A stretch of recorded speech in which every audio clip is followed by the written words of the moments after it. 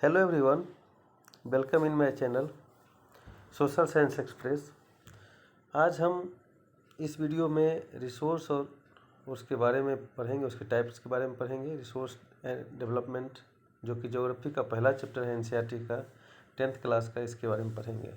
अभी हमारा फोकस खास करके 10th बोर्ड की तरफ है, इसलिए हम ज़्यादातर जो चैप्टर्स है 10th में उसको फोकस करने की कोशिश कर रहा हूँ, उसको इंक्लूड कर रहा हूँ अपने वीडियो में। Resource is everything available in our environment. वो सारी चीज़ जो हमारे इन्वायरमेंट में उपलब्ध है वो रिसोर्स है, but it is use to satisfy our need and technologically accessible, economically feasible and culturally acceptable. ये इसके फीचर्स हैं रिसोर्स के, यानी कि उपलब्ध होने के साथ साथ वो हमारे लिए टेक्नोलॉजिकली एक्सेसिबल हो, टेक्नोलॉजिकली वो हम यूज कर सकें, टेक्नोलॉजी डेवलप हो चुका हो ताकि उसका हम एक्सप्लॉयटेशन कर सकें ठीक से, एंड इकोनॉमिकली फीजिबल, जिसका कुछ इकोनॉमिक वैल्यू हो, और कल्चरली एक्सेप्टेबल, और जो सामाजिक रूप से एक्सेप्टेड हो, वो सारी चीज़ रिसोर्स है। तो रिसोर्स के टाइप्स को पढ़ेंगे हम। On the basis of origin, उत्पत्ति के आधार पर रिसोर्स को दो तरह से बांटा गया है, biotic and abiotic. Biotic resource obtain from the biosphere and have life. वो सारे रिसोर्स जिसमें जीवन है, जो बायोस्फीयर से लिया गया है, वो सारा रिसोर्स बायोटिक कहलाएगा। इसका एग्जाम्पल है ह्यूमन बींग्स खुद, and live stocks, flora, fauna etcetera. Abiotic resource क्या है? Abiotic resource composed of non living things, ठीक अपोजिट। बायोटिक रिसोर्स का ठीक अपोजिट, जितने नॉन लिविंग थिंग्स है उससे बना हुआ रिसोर्स अबायोटिक रिसोर्स है, अजैविक पदार्थ है ना। इसका एग्जांपल्स है रॉक, मेटल्स, सॉयल एक्सेट्रा। ये सारे क्वेश्चन केवल डेफिनेशन ही नहीं बल्कि आपका एग्जांपल भी ऑब्जेक्टिव टाइप क्वेश्चन से बनाए जा सकते हैं। On the basis of exhaustibility, resources are renewable and non renewable. Renewables are those that can be renewed, जो कि पुनः निर्मित किया जा सकता है, रिप्रोड्यूस किया जा सकता है, and reproduce by applying physical, chemical और मैकेनिकल प्रोसेस। मैकेनिकल, फिजिकल और केमिकल प्रोसेस के माध्यम से जिसको रिप्रोड्यूस किया जा सकता है, फिर से बनाया जा सकता है, आगे बढ़ाया जा सकता है। ये सारे रिसोर्स रिन्यूएबल है, जैसे solar energy, wind energy, forest, water, wild animals etcetera. It is of two types, इसमें भी अब दो तरह का, फ्लो एंड बायोलॉजिकल। फ्लो और कंटिन्यूस एंड बायोलॉजिकल, ये दो तरह का रिन्यूएबल रिसोर्स पाया जाता है। जैसे कहेंगे फॉरेस्ट किस तरह से कह सकते हैं रिन्यूएबल रिसोर्स है। फॉरेस्ट को अगर हम नष्ट कर देते हैं, जंगल को साफ भी कर देते हैं, तो बहुत कम समय में 10 से 15 साल में या 20 साल में लेटेस्ट वो फॉरेस्ट फिर तैयार हो सकता है, उतना ही तेज़ी से तैयार हो सकता है, उससे ज़्यादा बेहतर तैयार हो सकता है। तो इसको हम रिन्यूएबल कह सकते हैं। Non renewable resource for through long biological time periods, ये जो है ना, इसको बनने में बहुत लंबा समय लगता है, लाखों वर्ष लग जाते हैं, हजारों वर्ष लगते हैं। And can not be renewed easily, आसानी से ये रिन्यूड नहीं होता है, रिप्रोड्यूस नहीं होता है। Example minerals, metals, fossil fuels etcetera. And it also have two types, recyclable and non recyclable. कुछ रिसोर्स ऐसा है कि एक बार इस्तेमाल करने के बाद उसको दूसरे फॉर्म में फिर से रिसाइकल करके हम यूज करते हैं, बारंबार यूज कर सकते हैं। जैसे स्क्रैप देखिएगा, आयरन स्क्रैप वगैरह होता है, लोहा कबाड़ वगैरह जो होता है, या आप देख सकते हैं कि पेपर वगैरह को आजकल कबाड़ी वाले ले जाते हैं उठाकर, और उससे नए प्रोडक्ट बना करके फिर मार्केट में ले आते हैं। प्लास्टिक्स, इसका फिर से मिनरल्स में आयरन ऑर्स हो गया, आयरन हो गया, आयरन का जो सामान बना हुआ है वो पुराना सामान से फिर नया सामान में कन्वर्ट किया जा सकता है। तो ये रिसाइकलेबल है। और जो रिसाइकलेबल नहीं है, कुछ ऐसे रिसोर्स भी हैं जिसको फिर दोबारा यूज नहीं किया जा सकता, वो है non recyclable. On the basis of ownership, resources are of 4 types, individual, community, national, international. Individuals क्या है? ओन्ड प्राइवेटली बाय इंडिविजुअल्स, आपका अपनी संपत्ति, आपकी अपनी पूंजी, आपका अपना पेन, आपका अपना गाड़ी, आपका अपना घर, आपका अपना घड़ी, ये सारी चीज़ इंडिविजुअल रिसोर्स के अंतर्गत आएगा। जैसे plantation, pasture land, farm land, buildings, ये सब हमने इसके अंतर्गत रखा है। यानी ये सब जो है किसी व्यक्ति विशेष का अधिकार उस पर होता है, इसलिए इसको इंडिविजुअल कहा जा सकता है। Community owned, equally accessible to all the member of the community, ऐसा रिसोर्स जो जिस पर कम्युनिटी, पूरे समुदाय का, पूरे एरिया के लोगों का हक हो, that is the community resource. जैसे grazing ground, burial grounds, park, ये सब में सभी को सभी मिलकर इसका लाभ उठाते हैं। नाउ नेशनल रिसोर्स, आप देखिए किताब में बहुत भारी भरकम शब्द वगैरह दिया है, उसको न जान के केवल इतना ही जानिए, under the control of nation, all the resources that are the under the control of nation. जो भारत की बात करें तो भारत के कंट्रोल में जो है, नेशन के अंतर्गत जो आता है, वो नेशनल का रिसोर्स कहलाएगा। जैसे कैनाल, रेलवे, रोडवेज, ये सारे हमारे देश के अंतर्गत है और देश के कंट्रोल में रहता है, तो इसको नेशनल रिसोर्स हम कह सकते हैं। International resources are resources beyond the 200 nautical miles of the inclusive economic zone belong to the open oceans.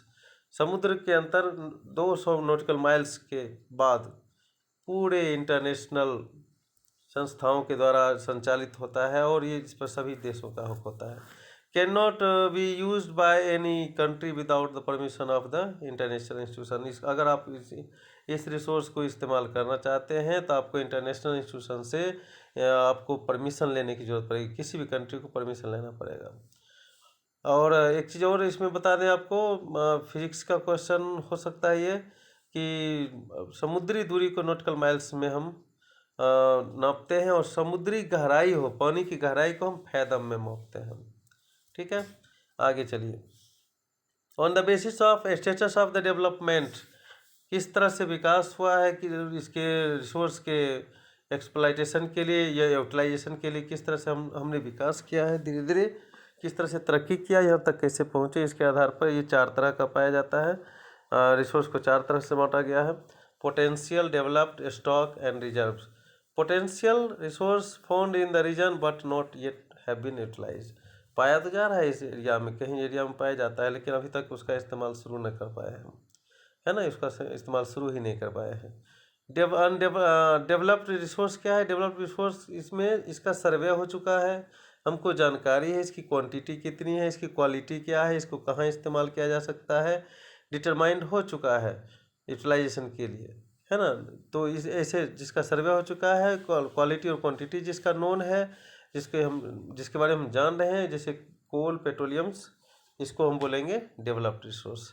Stock resource have the potential to satisfy human need but human being do not have appropriate technology to access these, यानी कि ये जानकारी है कि यह हमारी आवश्यकता की पूर्ति कर सकता है ये रिसोर्स, लेकिन हमारे पास अभी टेक्नोलॉजी उतनी डेवलप नहीं हो पाई है कि इस रिसोर्स का इस्तेमाल हम कर सकें। जैसे एग्जांपल, पानी हाइड्रोजन और ऑक्सीजन से 2 ज्वलनशील गैस से मिलकर बना है।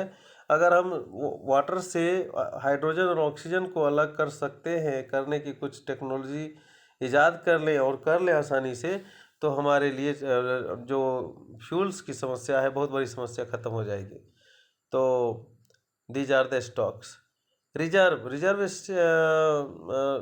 Are the subset of stock, ये सबसेट है स्टॉक का, which can be used by the technical know-how but their use has not been started। इसका रिजर्व का भी अभी तक कोई इस्तेमाल नहीं किया जा रहा है।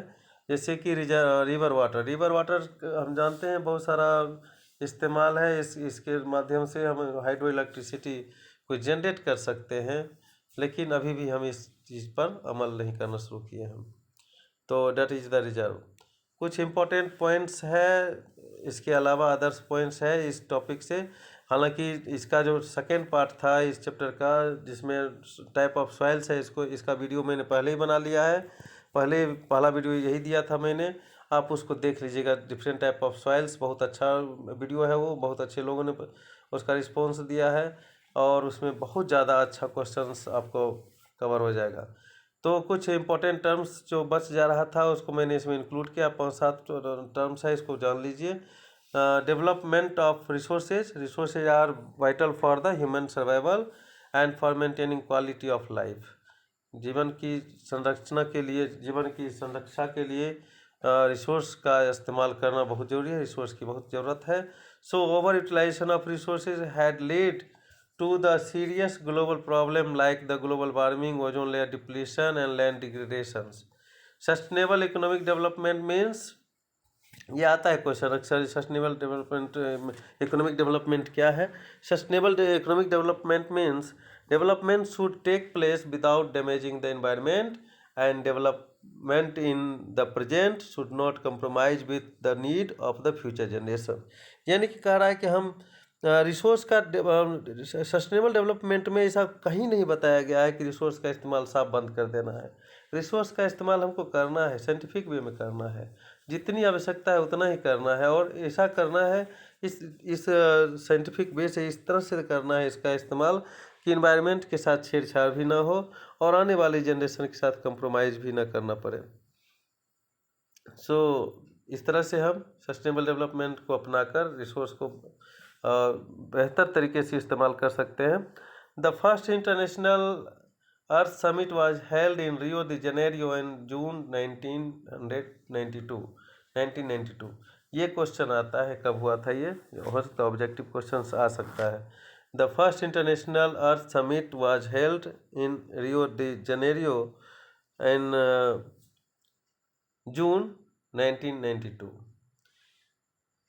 The summit address the problem of environmental protection and socio economic development. ये जो समिट हुआ था, ये जो मीटिंग्स हुआ था, इसका मुख्य उद्देश्य था इन्वायरमेंटल प्रोटेक्शन, जो इन्वायरमेंट में इन्वायरमेंटल प्रॉब्लम क्रिएट किए जा चुके हैं उसके ऊपर अमल करना, और सोशियो इकोनॉमिक डेवलपमेंट की बात भी की गई थी, सामाजिक उत्थान की बात की गई थी। Leader of more than 100 countries signed the declaration on global climate change and biological diversity. Agenda 21 aim to combat environmental damage, poverty, disease through global cooperations, etc. I repeat, Agenda 21 aim to combat environmental damage, poverty, disease through the global cooperations. जितनी भी global स्तर की कोई समस्याएं हैं, भारत की ही नहीं बल्कि पूरे किसी और अन्य देश की भी, उसको एजेंडा 21 के माध्यम से सुलझाने की बात की गई थी। It also aim that every local government should draw its own local agenda 21। देखिए, अगर हमारा लोकल गवर्नमेंट हमारे लिए कुछ करना चाहती है तो हमारे लिए बेहतर कर सकती है, क्योंकि वो हमारी समस्या को जानती है और ये भी जानती है कि हमारा रिसोर्स किस स्तर तक, वो हमारे रिसोर्स कहाँ से प्राप्त कर सकते हैं इस एजेंडा को, इस प्रॉब्लम को सॉल्व करने के लिए। तो लोकल, इसलिए यहाँ पर इस चीज़ का ज़्यादा ध्यान रखा गया, ये छूट दी गई है कि जो भी लोकल गवर्नमेंट है वो अपना खुद का एजेंडा 21 ड्रॉ कर सकता है और उस पर अमल कर सकता है।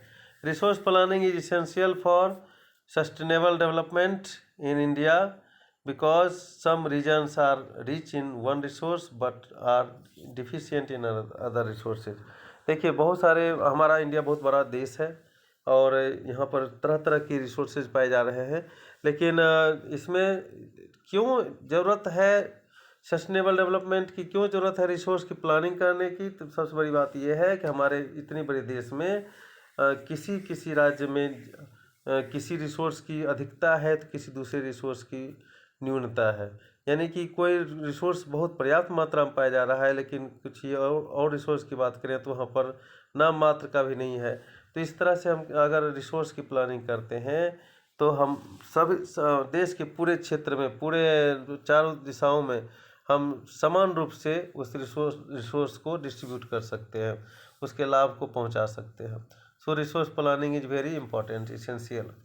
Eight international level resource conservation was advocated in 1968 at Club of Rome, and 1987 the Brundtland Commission report extensively mentioned the necessity of the resource। तो इस चैप्टर में हमने देखा कि रिसोर्स प्लानिंग क्या है और ख़ास करके रिसोर्स के कितने टाइप्स हैं, क्या क्या टाइप्स हैं। अगर आपको वीडियो ये पसंद आया हो तो इसको लाइक ज़रूर कीजिए, इससे मुझे मोटिवेशन मिलेगा। अगर कुछ इसमें कमी लगा हो तो आप मैसेज भी कीजिए, मुझे सजेस्ट कीजिए मैं किस तरह का वीडियो बनाऊं, ताकि आपके सेवा में कार्यरत रहूं आगे मैं। और आप अभी तक अगर सब्सक्राइब नहीं किए तो प्लीज़ सब्सक्राइब कीजिए, शेयर कीजिए और बेल आइकन को निश्चित रूप से दबा दीजिए, ताकि आपको मोटिवेशन मेरा आप तक पहुंचते रहे, आपसे मेरा संपर्क बना रहे। ओके, और आगे के वीडियो के लिए इंतज़ार कीजिए, मैं जल्द ही नया वीडियो आपके साथ शेयर करूंगा। धन्यवाद।